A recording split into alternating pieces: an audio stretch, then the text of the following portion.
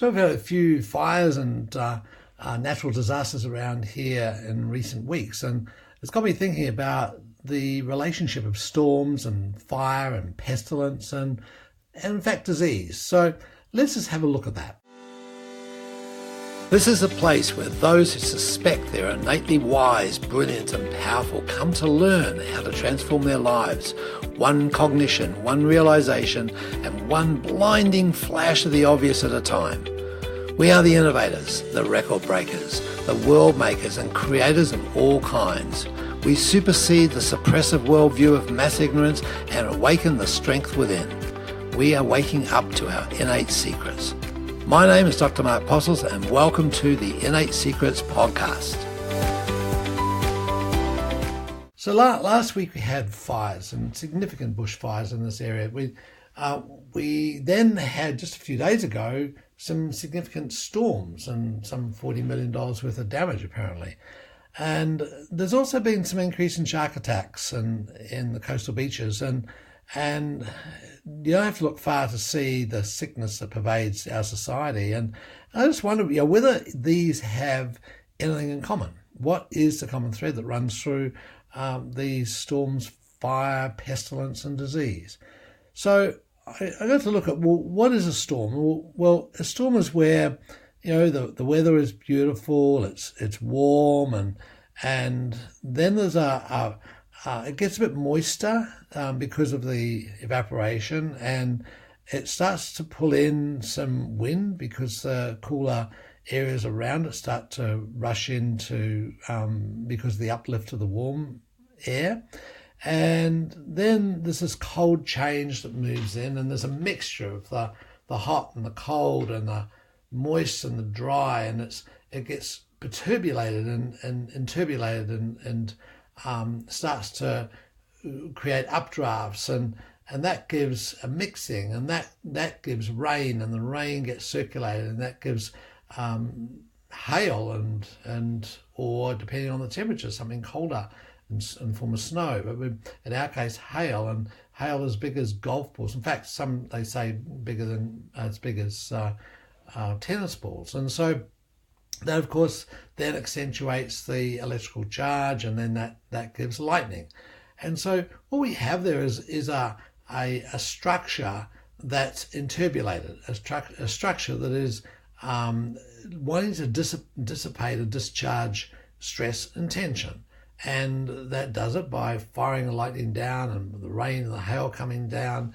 And within a matter of hours, then the system has reset itself, and there's a high charge of negative ions in the air, and it's clear and clean, and the next days are beautiful. And so the cycle goes. So that's an interpolated system. It's a system that's got out of balance from the normal status. But as we all know, it's such a cleansing thing that whilst it's inconvenient, we find that it works really well for our ecosystem. And then, of course, you have the fires. Well, the forest is nice and green and proliferant, and it's bearing fruit, and it's giving shelter, and it's an ecosystem within itself. And then certain times of the year in certain areas, the rain ceases, and the bush starts to go brown. It becomes dry, and then associated with that is often wind coming in. As previously described with the storms. And so the forest then, maybe from a lightning strike, and often it is from natural causes, catches fire, and that burns, and the species flee, and many perish, and there's life loss, there's damage to property and so forth. And we have a system that is a cleansing system. So often we think, it's destructive, but it's also constructive, because within the forest ecology is the procreation that's set off by fire, and many species regenerate because of that, and particularly in areas that are prone to bushfires. And so you get seeds budding and germinating as a result of a fire. You get certain sprouts of different twigs and branches that are only stimulated by fire within certain species. And so the forest then uses fire for its advantage, for its ability to refresh and renew itself, and it burns off a lot of the undergrowth and frees up the growing process by fertilizing the soil and so forth. So there's a benefit there when it all resets, and this is an ecosystem at work. This is, if you like, the wisdom of the creative powers of life, that it uses this to become better and become more organized. And then, of course, we've had quite a few shark attacks in the area in recent times, and then they started to subside. And so this pestilence, if you like, is a fascinating one, because with overfishing in the areas off the coast, the sharks are low on feed, so they tend to come in towards shallow waters where there's more feed, and obviously humans are there too, so that's a fair game. So that's it's an artificial stimulant to that ecosystem until the natural stimulant comes back around again, which in our area happens to be migrating whales. So the whales, whilst they go north during for the winter, they come back down south and head to the pole in the summer. And so as soon as those whales start coming through, then the sharks are off. They're out there trying to nab an old whale or a calf or something that is damaged or sick, and they feed on that. So there's a system to that. There's an ecological balance there, and it cleans up the stragglers, and it cleans up that food chain, so that and it allows for others within the food chain to develop as well. So there's a value in that, even though we see that we tend to mess that system up with fishing or overfishing in certain areas.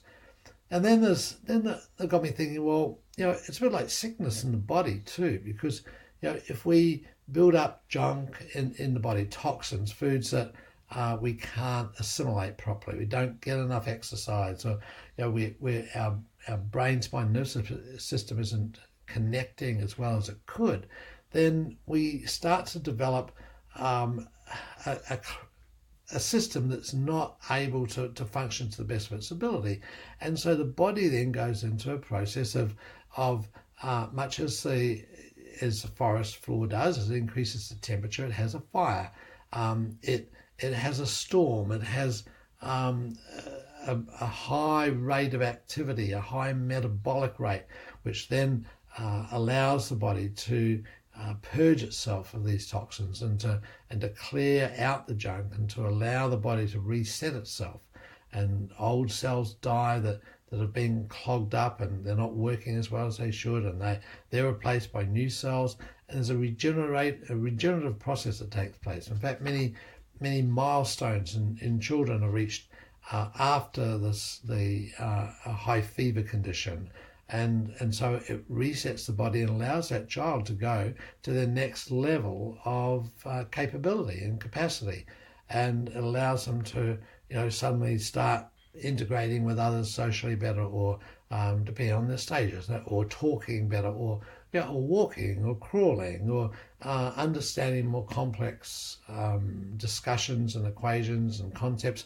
So those leaps are subsequent to the body having an opportunity to reset itself and to clear out irritations and develop another neural response to its environment that allows it to go to that higher level. So these are all in the form of what we would see as disasters, as inconveniences, as difficult times. But they're all part of the innate wisdom of the universe, and in this case of biological matter, to cleanse and to replenish and to reinvent itself. And so it uses these for that very thing.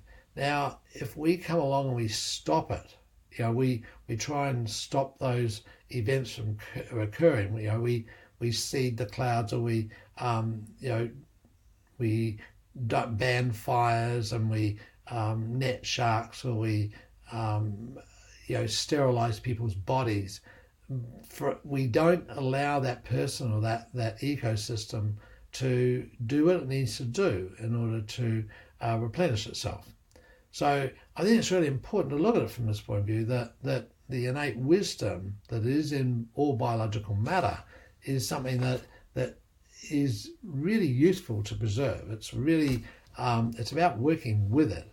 And even like at an emotional level, it's funny, the other day I had a situation where a friend was coming to to a meeting in the venue. The meeting got changed, and he was notified by text. However, he was on his motorbike and didn't get the text until he'd gone all the way into town and found that the venue of this particular meeting was going to be outside of the town. So he had to come back out. And he was really, really angry when he got out there, and really spat it. And this is what the human being does. Depending on what quadrant we function from, we spit it in different ways. And this particular person spat it from a quadrant 2 perspective, which is like, everything's messed up, everything's stupid, you're all idiots, this is all wrong, and all these statements which are quite predictable knowing the person, but that was the way in which his interpolation got dealt with. And so knowing that, then we're able to accept it, be with it, work with him, not try and stop it, we simply just let him go through a rant. He spat it all out, he reset his system, and then we got on with the meeting, and it was very productive and very congenial, and it was a really powerful meeting. So the energy of this, it comes in so many different forms. We've got interpolation that you will go from the beginning. They've got like a settled situation that then gradually starts to become a little bit toxic, or a little bit interpolated, a little bit exaggerated, and then that escalates, and then there's a pop, and there's a whole new thing that comes from that pop. And that could be a whole new relationship, as it turned out with this particular person. It was like, he brought up a whole bunch of things that had been niggling him for a period of time. They were able to get handled. We didn't know about them. They came to the surface, and so that allowed us to collectively work on them and make sure they got cleaned up. And that reset the relationship. It took the relationship to a whole new level. So, the challenge on this then is to be sustainable within yourself. And whilst nature gives us these examples, and we appreciate the examples and we work with the examples, I think the thing we can change the most, we can't change the storms or the fires necessarily, or the sharks, but we can certainly work on making sure that we're sustainable within our bodies, so that sickness is in that cleansing form can be complete, and it does what it's designed to do. And if we're doing it in the mental form, then with the innate model, we've certainly got a model there which we can be aware of the process that we're doing, and we can be sustainable within ourselves. So we can dissipate the charge. We can see the positives and the negatives as being part of that interpolation, and rather than bring ourselves to a point where we explode, we can see the opposite side of any particular argument, and it flattens the charge. We see where the bad is good and the good is bad, and it allows us to not have to go that point of blowing. So be aware of that. Be aware of the storms within you, the fire within you, the pestilence and the disease within you, and that allows you to pop to a new level. And then look at how it is that you can take that energy and make it a sustainable thing. Make it so that you don't have to burn up. You don't have to become all stormy. You don't have to snap and bite at other people. You don't have to line the ground with in a state of disease and sickness. You can allow yourself to bring the charge in, allow the charge to flow, and pop to a new level. So have fun with that one. Let us show you how to fire your brain in ways that serve you so that you can be confident, connected, and bring joy and passion into what you do every day. Get a free copy of my book, The Innate Model. Go to theinnatemodel.com/free book.